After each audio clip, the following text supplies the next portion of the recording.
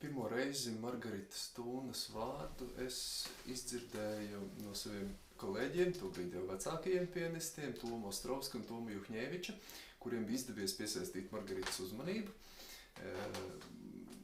Viņiem bija iespēja piedalīties kādā Margaritas organizētā jauno talantu koncertā Aves Sol koncertzālē Rīgā.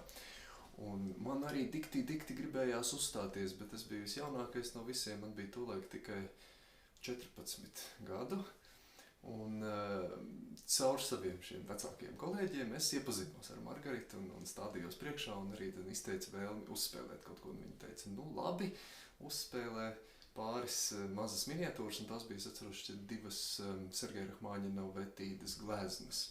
Un tanī koncertā patiešām kaut kā bija tāda lieliska radoša sajūta, un ļoti daudz apkārt bija jaunu, talantīgu mūziķu, kuri vēlējās parādīt sevi un visu to, ko viņi prot. Un pēc šī pirmā koncerta mums sekoja vēl vairākas sadarbības koncertos, un klausoties Margaritas komentāros par manu klavierspēli, es pirmo reizi tā pa īstam sajūtu, ko nozīmē tas, ka kādam it kā man svešam cilvēkam ir svarīgi tas, ko es daru pie klavierēm. Un ka tas, ko es daru, acīm redzot, ir kaut kas gana nozīmīgs, lai par to runātu.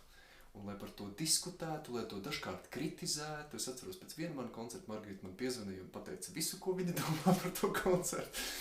Un jebkurā gadījumā tas radīja manī tādu diezgan komfortablu sajūtu par to, ka kāds mani klausās un saprot, ar ko es tur nodarbojos un ko es tur mēģinu pie klavierēm izdarīt, sekotam līdzi un mēģinu to novērtēt, iezīmējot gan pozitīvās, gan varbūt kritisējumās lietas. Līdz ar Margaritu tas sākās viss, un šī sadarbība dažādu koncertu garumā mums turpinājās vēl, un tas bija patiešām tāds jauks, radošs laiks, kad pirmo reizi man bija tāda īsta iespēja uzmirdzēt savos koncertos un uzmirdzēt vispār klausītāju priekšā.